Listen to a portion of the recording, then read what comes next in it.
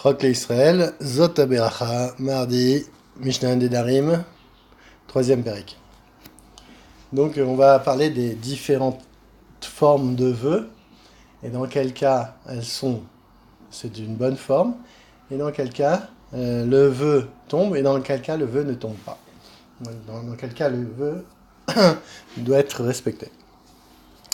Donc, Mishnah Aleph. Nedarim, alors, Arba Nedarim itiru chachamim. Nidre zeruzin, nidre habay, nidre shgagot, venidre onassim.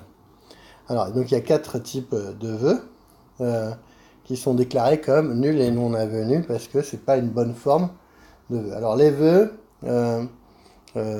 qui sont prononcés par un individu pour l'inciter à inciter un autre à accomplir sa volonté. Nidre Abai, c'est des vœux qui sont d'exagération. Nidre Shgagot, c'est des vœux qui sont erronés. Et Nidre Onassin, c'est des vœux qui sont formulés sous la contrainte.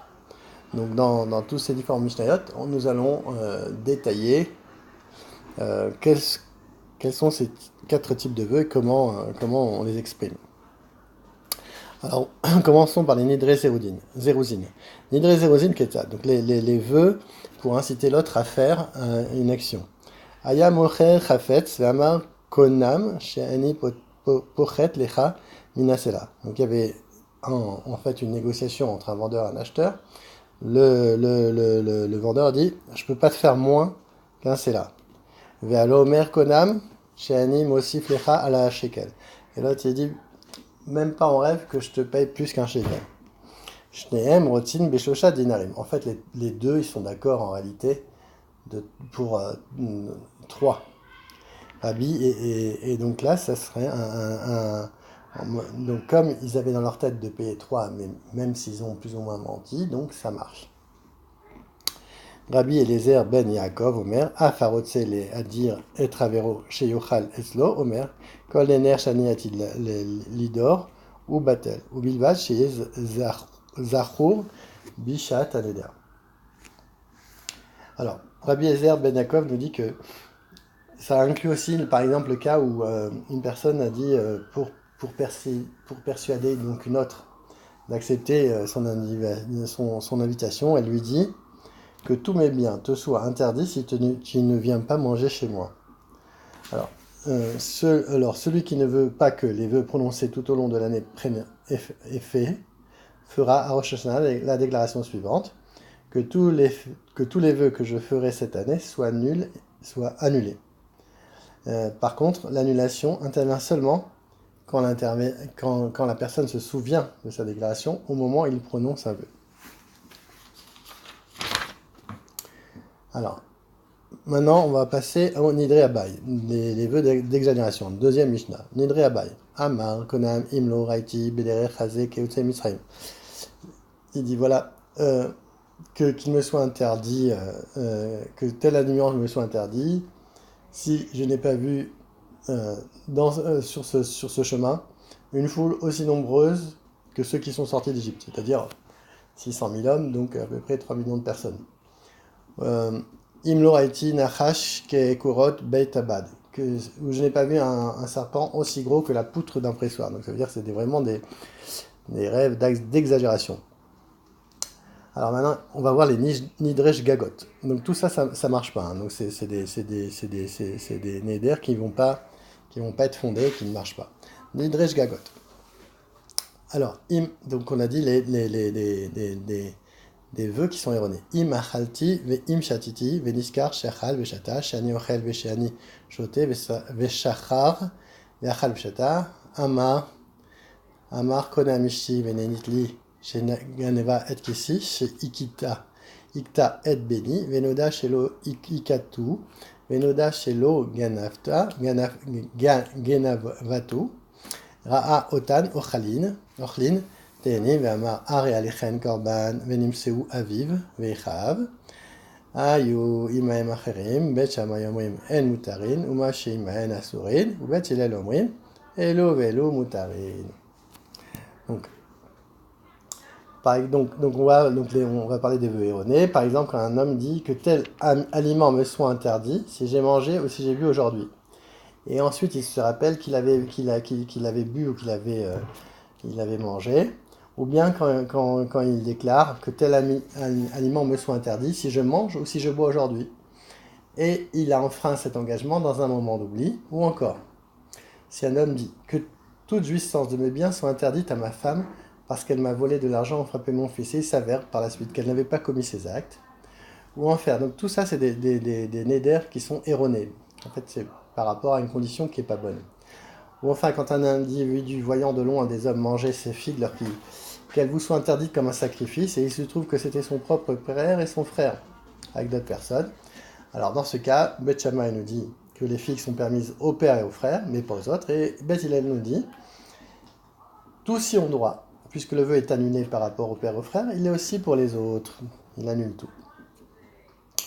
Nidre onasin, idiru chavero sheyuchal etzlo, vechala ou o shechala beno o sheigvu na'ar, arel et nidru onasin.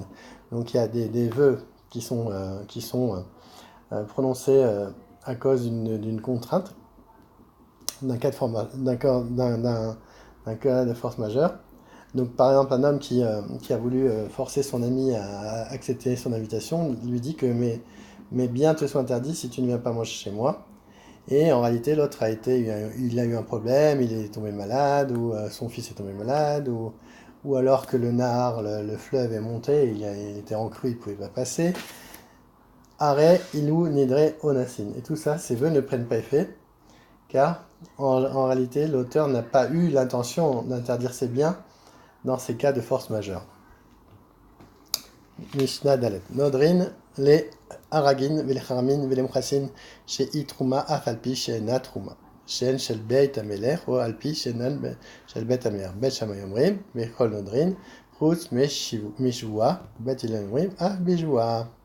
Donc, quelqu'un qui, sous la contrainte, par exemple, il a un pistolet sous la tempe, ou quelqu'un qui vient pour le tuer, ou un brigand, ou alors un précepteur d'impôt qui vient lui prendre sa culture, et on lui dit non, non, regardez, cette trouma ne la prenez pas, cette culture ne la prenez pas, c'est la trouma. Donc ou alors elle appartient déjà au roi, c'est des impôts qui ont déjà été prélevés. Alors, malgré que ce n'est pas vrai, alors Beth Shammai nous dit, Bicholodrin, Chus Meshua. Beth Shammai nous dit, on a le droit de faire ça, mais on n'a pas le droit de porter un serment. Et Beth Hillel nous dit, même, on a le droit de faire un joie pour sauver de ces cas de force majeure. Beth Shammai omrim, lo iftach lo beneder, ou Beth Hillel omrim, af iftach lo. Beth Shammai omrim, bame sheu mediro, ou Beth Hillel omrim, bame she mediro. Ketzad, amulo, emor konem sheishto enenit lo, emor konem ishto ou banai venenit li. Alors, donc, on voit que, en réalité, il y a une marloquette encore pour Beth Shammai et Beth Hillel. Est-ce que quand il fait un neder, est-ce qu'il a le droit de dépasser ce neder pour sauver un petit peu son argent ou sa peau?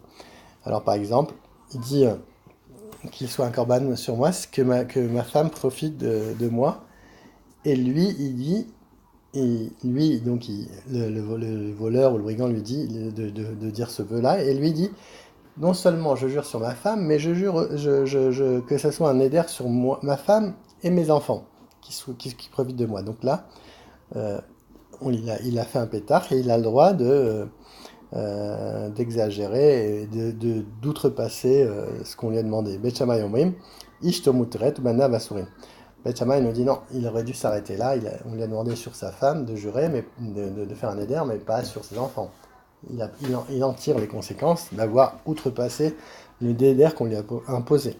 Beth Hillel omrim, et le vélo mutarin. Non, il a le droit pour sauver sa peau de dire, d'exagérer et même de rentrer ses enfants dans ce neder. Mishnahe, Aren etiot elu korban im enan niktatzot. Talit zo korban im ena nisrefet. Yesh laen pidion. Aren etiot elu korban ad sheiksetsu. Talit zo korban ad sheiktisaref. En laen pidion. Donc par exemple, quelqu'un qui voit qu'il y a un ouragan qui arrive sur ses plantes, alors ou un feu, un homme déclare. Que ce soit un sacrifice si ces plantes ne sont pas arrachées par donc l'ouragan, ou bien qui ne vont pas être brûlées par un incendie. Et il dit qu'il soit voué à un sacrifice s'il ne devient pas la proie des flammes. Donc en fait, il s'engage à vendre ses biens en échange un animal qui sera offert par sacrifice s'ils ne sont pas détruits. Donc il y a effectivement donc ces biens-là sont épargnés, le vœu prend effet. Les plantes ou les vêtements sont consacrés quand on considère qu'il n'a pas pris cet engagement par erreur parce qu'il était certain de les perdre. Néanmoins, il peut les racheter et offrir à leur place leur contre-valeur, comme c'est le cas pour tout bien destiné au temple, et ne pourront être offerts lui-même en sacrifice. Maintenant, s'il a dit autre chose, il a dit que ces plantes soient vouées à un sacrifice jusqu'à ce qu'elles soient arrachées, et que ces vêtements soient voués à un sacrifice jusqu'à ce qu'ils deviennent la proie des femmes. Il ne peut les racheter. S'il le fait, les plantes ou les vêtements redeviennent sacrés, et l'argent ayant servi au rachat devient lui-même consacré au temple, car on comprend son vœu. Ainsi, lorsque j'aurai racheté les plantes, elles redeviendront sacrées, jusqu'à ce qu'elles soient arrachées. Et de même pour les vêtements, jusqu'à ce qu'ils soient brûlés. Mishnah Zain, Anoder Meroe Chama, Asurav Besumin, Shelo Nitkaven Ze Ela Lemi Shia Chama Roe Oto. Donc celui qui dit je m'interdis quelque chose de ceux qui peuvent voir le soleil. Donc, eh ben, de tous ceux qui voient le soleil, il ne pourra pas profiter bien entendu des aveugles qui eux peuvent voir le soleil, car on considère qu'il a visé tous ceux qui sont vus par le soleil.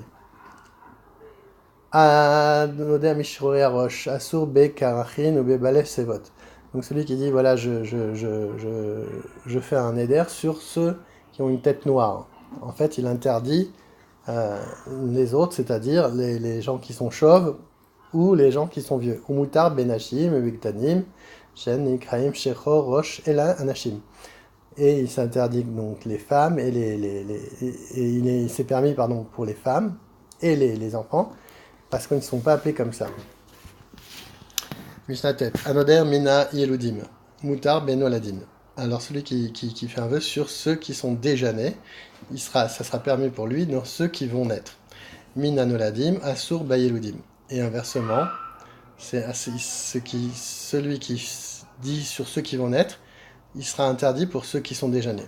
Rabbi Meir Matir, Af Bayeludim. Rabbi Meir, il permet dans tout. Chachamim lo nitkaven ela bemesh darko leolid. Là, il dit toute espèce qui peut enfanter, c'est-à-dire même, il s'interdit donc même les enfants, même les animaux, les oiseaux, les hommes, tout. Mishnah Yud. Anoder bemeshovte Shabbat, asur beIsraël ve asur bekutim. Celui qui s'interdit de ceux qui font, qui s'arrêtent de travailler Shabbat. Donc il s'interdit donc les Israël et les Koutim. Meor les Shum, de ceux qui mangent du Shum, Asur be Israël et Asur be Koutim. Pourquoi ? Parce que en général, les gens mangeaient de l'ail pour avoir le Shabbat, pour avoir une fécondation quand ils allaient avec leurs femmes. Mais Olé Yerushalayim, Asur be Israël ou Moutar be Koutim. Et s'il s'interdit de ceux qui montent à Jérusalem, donc il s'interdit donc les béné Israël, mais par contre, il est permis les Koutim. La Mishnah 11, on va la faire directement en français parce qu'elle est très longue. Alors, celui qui s'interdit toute jouissance des fils de Noach a le droit de tirer profit des Juifs, mais pas de tous les autres peuples. Au contraire, quand il s'engage à ne pas tirer de la descendance d'Abraham, l'interdit porte sur les Juifs, y compris ceux d'origine non juive qui se sont convertis au judaïsme, mais pas sur les autres, fussent-ils descendants de Ishmaël, fils d'Abraham, puisque Dieu déclare à Abraham, car c'est la descendance d'une partie de la lignée d'Israël, c'est-à-dire de Yaakov, mais ni celle d'Ishmaël ni d'Esav qui portera ton nom. Celui qui dit « je m'interdis de profiter, de tirer profit d'un juif », a le droit d'acheter une marchandise à un coreligionnaire à un prix plus élevé que la normale et de le vendre au rabais. Au contraire, s'il interdit à tout juif de profiter de lui, il peut acheter d'un coreligionnaire une marchandise au rabais et la vendre plus cher que la normale si un acquéreur est prêt à payer de ce prix-là. Quand il s'est interdit à lui-même de tirer profit des autres juifs et à eux de profiter de lui, il ne pourra faire aucune transaction et il ne pourra faire des transactions qu'avec des non-juifs. S'il s'interdit toute jouissance des incirconcis, il a le droit de tirer profit d'un circoncis juif, mais d'aucun non-juif, même circoncis, réciproquement. S'il se défend toute jouissance des hommes circoncis, l'interdit porte sur les juifs, même incirconcis, et pas sur les non-juifs, même circoncis. En effet, le terme Harel, incirconcis, s'applique uniquement à ces derniers, puisqu'il est dit, car tous les peuples sont incirconcis et toute la maison d'Israël est circoncise de cœur. Et David dit aussi à propos de Goliath, puisse ce fils d'Istine, l'incirconcis, subir le même sort. Et dans l'oraison funèbre prononcée par Shaoul, il déclare, n'allez pas annoncer sa mort à Gath ou à Ashkelon, car de peur que les filles des Philistins s'en réjouissent et qu'exultent les filles des incirconcis. Donc on voit que les incirconcis, les Haredim, c'est vraiment les Goïm. Rabbi Elazar ben Azariah dit, l'incirconcision est répugnante puisque le verset dit, de manière péjorative à propos des méchants païens, car tous les peuples sont incirconcis. Rabbi Shmuel dit, la consécration est une mitzvah importante, puisque le terme d'alliance est répété 13 fois dans le passage biblique y afférent. Rabbi aussi enchérit. C'est une mitzvah importante, puisque la grave interdiction d'effectuer un travail de Shabbat, en l'occurrence pratiquer une blessure, est levée pour elle, afin qu'un garçon né un Shabbat soit circoncis à l'âge de 8 jours, le Shabbat suivant. Selon Rabbi Yehoshua ben Kocha, c'est une mitzvah importante, puisqu'aucun sursis ne fut accordé à Moshe le juste quand il omit de circoncire son second fils en temps voulu. Il fut sauvé in extremis grâce à l'intervention de Tzipora, son épouse, qui s'empressa d'accomplir ce commandement. Rabbi Nechemia ajoute, c'est une mitzvah importante car d'habitude il est défendu de couper une affection lépreuse apparue sur la peau. Et cet interdit est levé pour la circoncision quand l'affection est sur le prépuce. Et Rabbi Yehuda Anassi déclare, de même, c'est une mitzvah importante, car malgré tous les commandements accomplis, Abraham ne fut appelé entier qu'après sa circoncision. En effet, ce commandement est introduit dans le verset Bereshit, marche devant moi et sois parfait. Autre explication, c'est une mitzvah importante, car sans elle, le Saint béni soit-il, n'aurait pas créé le monde. Comme il a dit, ainsi s'est exprimé l'Éternel, si mon alliance n'existait pas, donc entre guillemets la circoncision, jour et nuit, je n'aurais pas fixé les lois du ciel et de la terre.